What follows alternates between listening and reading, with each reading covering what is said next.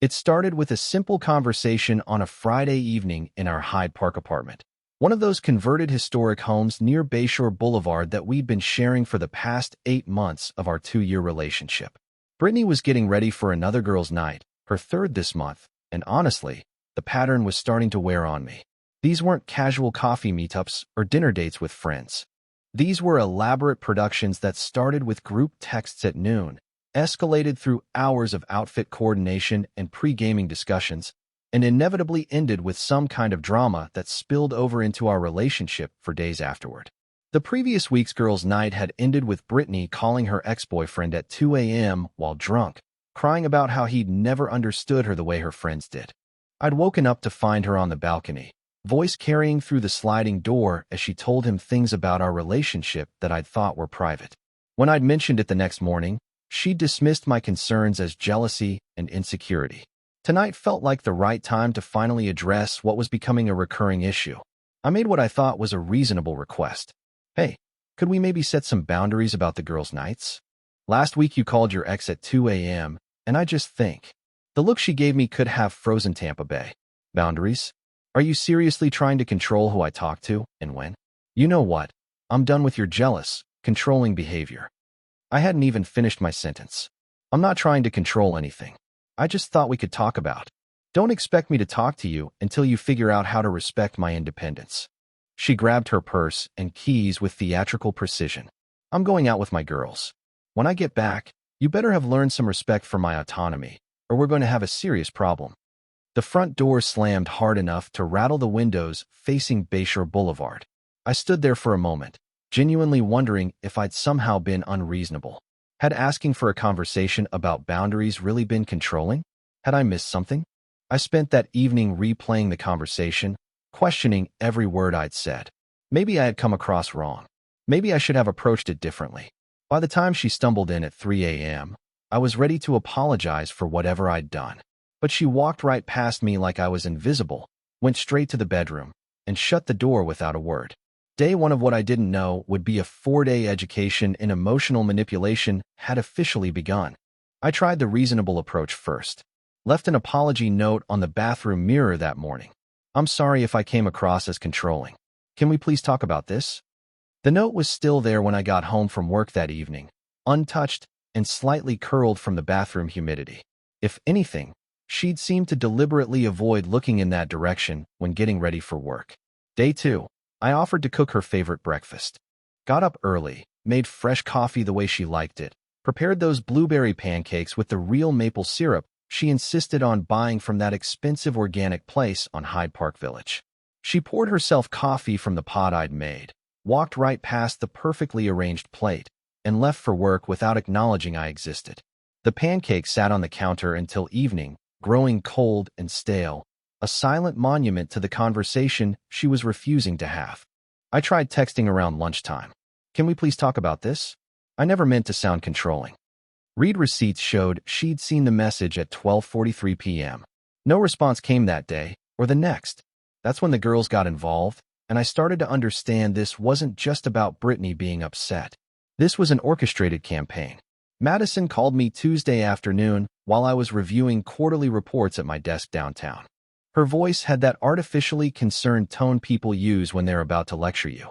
Alex, Brittany is really hurt. She's been crying all morning. You need to think about what you've done. I set down my pen and tried to keep my voice level. What exactly did I do, Madison? I asked if we could talk about boundaries. You tried to control who she hangs out with. That's toxic behavior, Alex. She's just protecting herself by not engaging with that kind of manipulation. The word manipulation hit me like a slap. Manipulation? I asked for a conversation. That's not how she experienced it.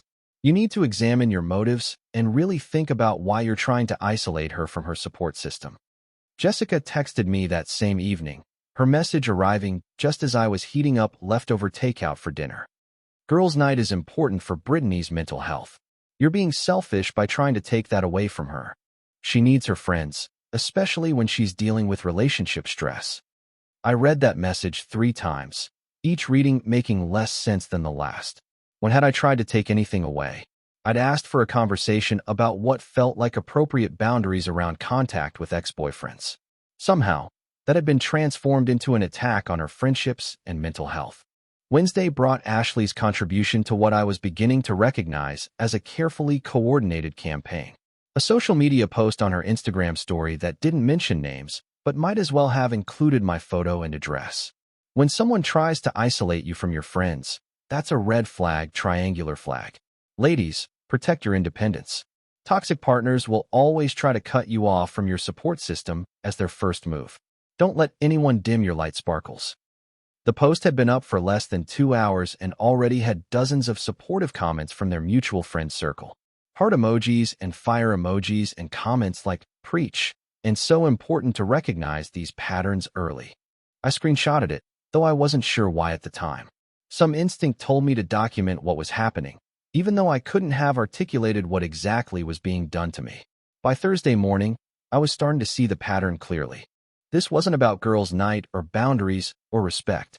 This was a coordinated punishment designed to make me grovel for forgiveness for something I still couldn't identify.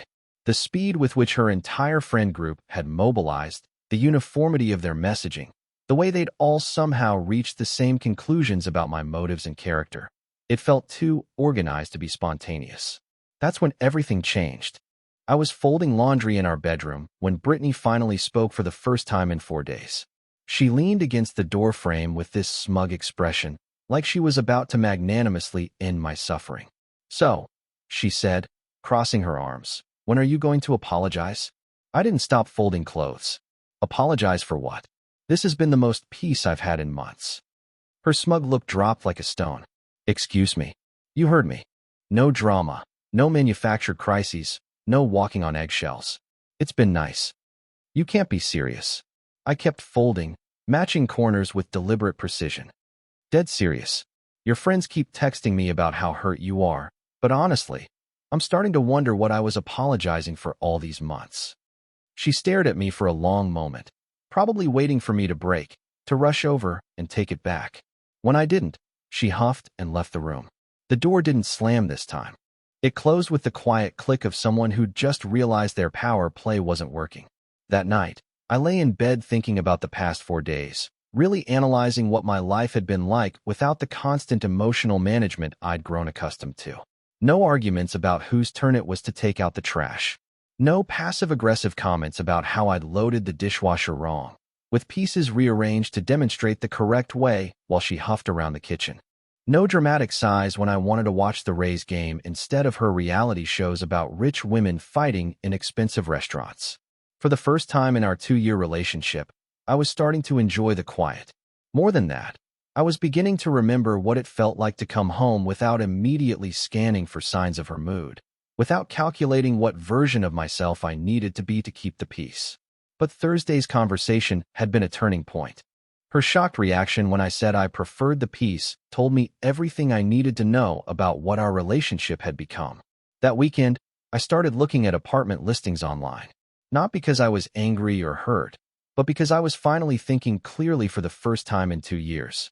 Over the following week, I drove around the West Shore area during my lunch breaks, looking at rental properties. Found a nice 1-bedroom place with a view of the water and scheduled a viewing. Brittany, meanwhile, had shifted from silent treatment to love-bombing mode. Suddenly, she was making my favorite dinners, leaving sweet notes, talking about weekend plans we could make together. She'd emerge from the bedroom in the morning with elaborate breakfast spreads, coffee made exactly how I liked it, and this hopeful smile that said she expected everything to go back to normal. "I thought we could drive down to St. Pete Beach this weekend," she'd say, as if the past week hadn't happened. "You know, that little restaurant you love with the grouper sandwich?" I'd nod politely, eat the breakfast she'd prepared, and head to work. But it felt hollow now that I'd experienced what peace actually felt like. The gestures that would have once filled me with relief, signs that the crisis was over, that harmony was restored, now felt like manipulation. I could see the strings attached to every kindness, the expectation that my gratitude would erase any memory of why we'd gotten here in the first place. When she realized the sudden affection wasn't working, the love bombing escalated. She started buying me things, my favorite beer, a shirt she claimed reminded her of one I'd mentioned liking months ago, tickets to a Rays game for the following weekend. Each gift came with the same hopeful expression, The same expectation that material gestures could reset our relationship to its previous state. But something fundamental had shifted during those 4 days of silence. I'd gotten a taste of what it felt like to come home without immediately assessing her mood, to eat dinner without navigating potential landmines of conversation, to watch television without calculating whether my choice of show might trigger some underlying resentment.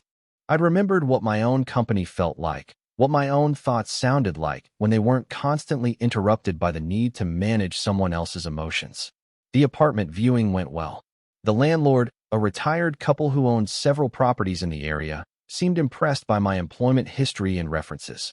"You seem like exactly the kind of tenant we're looking for," the woman said as we stood on the small balcony overlooking Tampa Bay. "Quiet, responsible, no drama." No drama. I liked the sound of that. When she realized the love bombing wasn't working, Brittany escalated to what I can only describe as desperation moves. She'd obviously expected me to break during those 4 days, to come crawling back with apologies and promises to never question her again. Instead, I was researching my exit strategy and had already put in a rental application. The following week, she approached me in the kitchen with a completely different energy. Gone was the cold shoulder treatment. In its place was sudden warmth, a smile I hadn't seen in weeks. "Okay," she said, like she was doing me an enormous favor. "I think you've learned your lesson. I'm willing to forgive you if you promise this controlling behavior stops." I looked up from the rental agreement I'd been reading. "I'm not looking for forgiveness. I'm looking for an apartment." The color drained from her face. "What? You can't be serious. This is ridiculous." "You're right. It is ridiculous. I asked for a conversation about boundaries, and you've spent 3 weeks coordinating a social media campaign against me with your friends." "I never. That's not what." "Alex, you're overreacting." "Am I?" "Madison called me toxic. Jessica said I was being cruel. Ashley posted about red flags and isolation. All because I asked if we could talk about you calling your ex at 2 a.m. She stood there opening and closing her mouth like a fish out of water. For the first time in our relationship, she didn't have a response ready.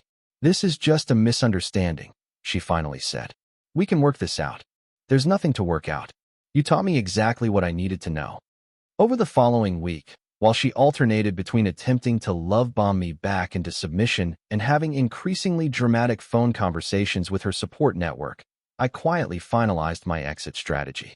I opened an individual bank account at a different branch, carefully transferred half of our shared savings in amounts small enough not to trigger immediate notice, and gradually moved items she wouldn't notice immediately.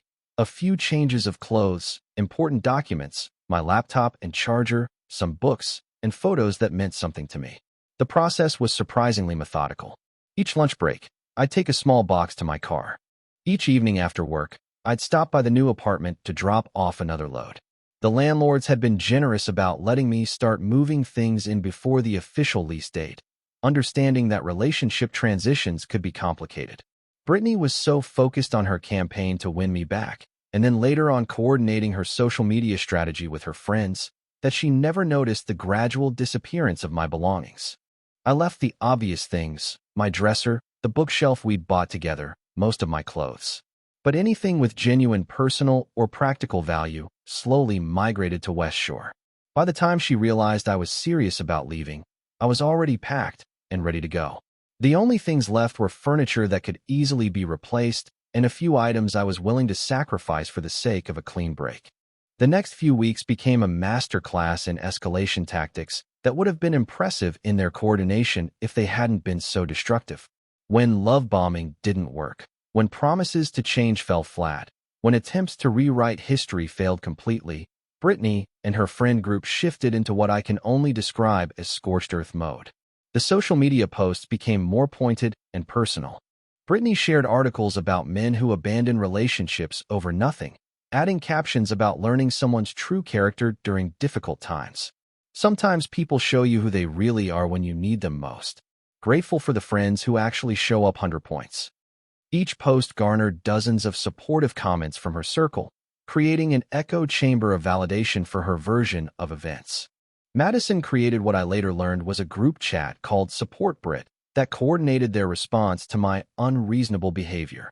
Ashley started sharing articles about emotional abuse and gaslighting, each one carefully timed to appear in my social media feeds. Jessica posted cryptic quotes about toxic masculinity and the importance of supporting women who speak their truth. What struck me most about the campaign wasn't just its coordination, but its sophistication. They never mentioned my name directly, never made claims that could be easily disproven. Instead, they built a narrative through implications and suggestions, letting their followers fill in the gaps with their own assumptions about what kind of man would abandon a relationship over communication issues. But the real escalation came when they started interfering with my life outside our relationship, and that's when I realized this had moved beyond petty relationship drama into something more serious. Madison called my workplace on a Monday morning, claiming she was concerned about my mental health. She told my manager, Janet, that I'd been acting erratically and she was worried I might be having some kind of breakdown, that I'd become isolated and paranoid, and she thought someone should check on my well-being. Janet called me into her office around 10 a.m., her expression carefully neutral in that way managers learn when dealing with potentially sensitive personnel issues.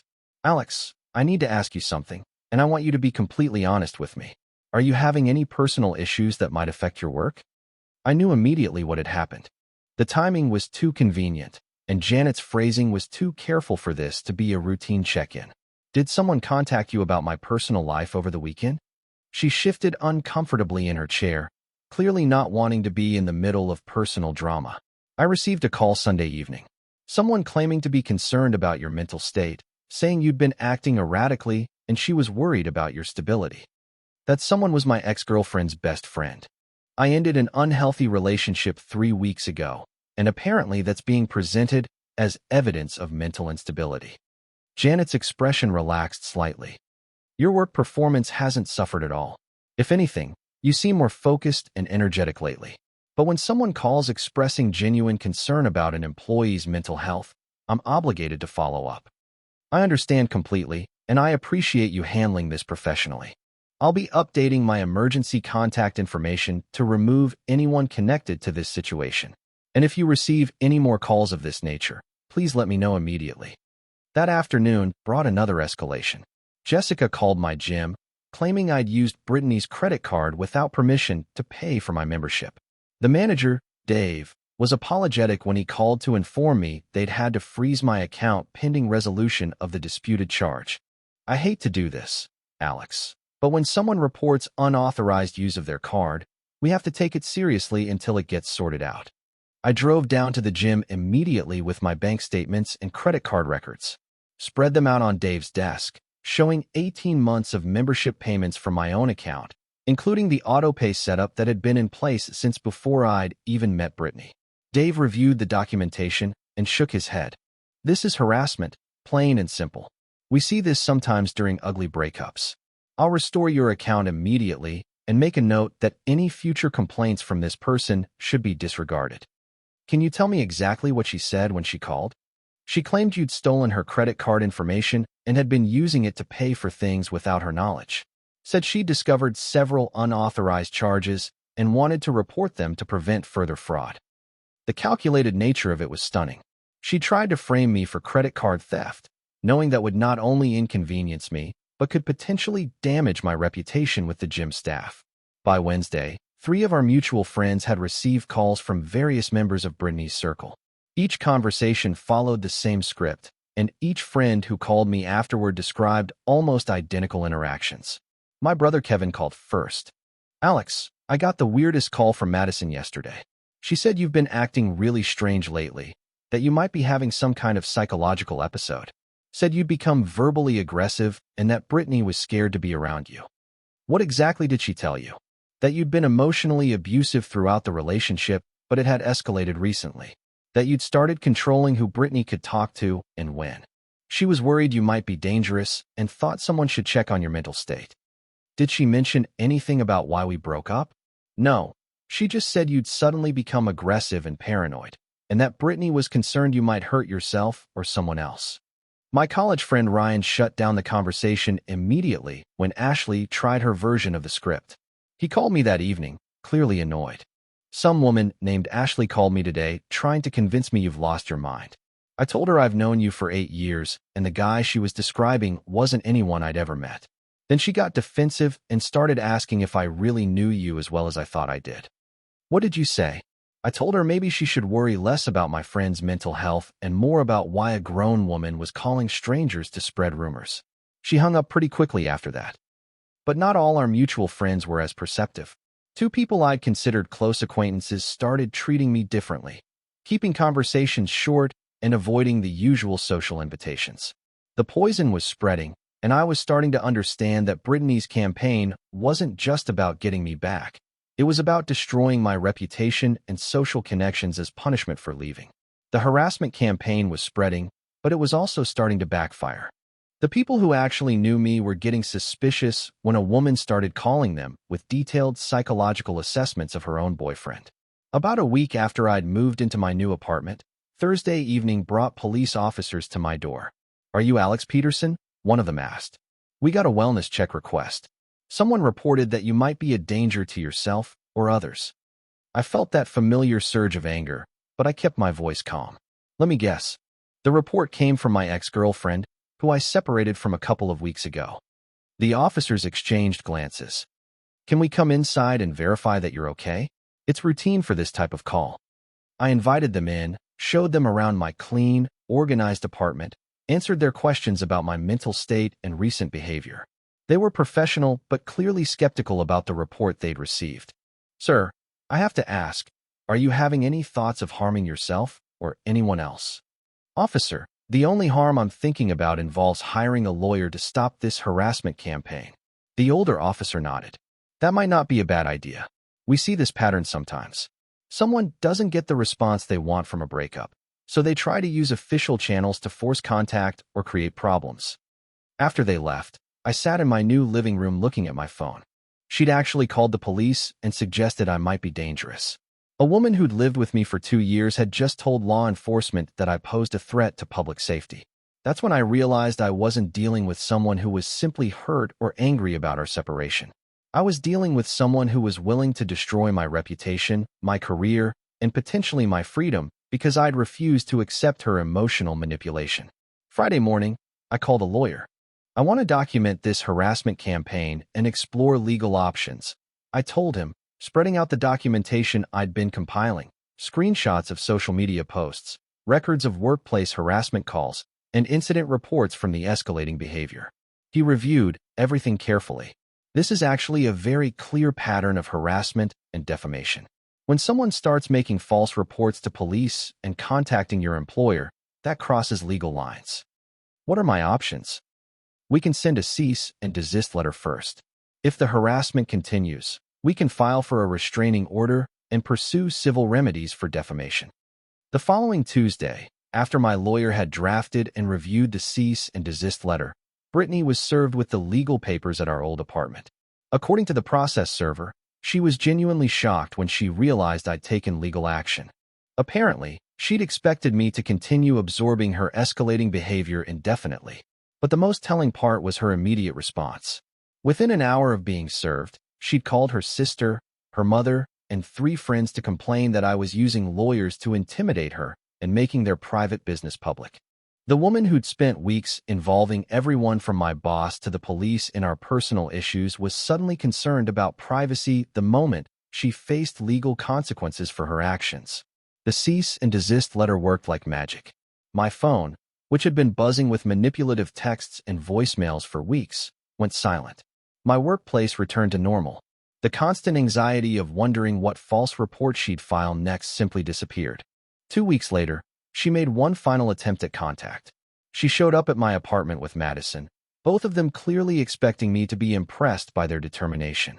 "Alex, this has gone far enough," Brittany said. "We can work this out. You don't need lawyers involved in our personal business. There's nothing to work out. You taught me what I needed to know." Madison jumped in.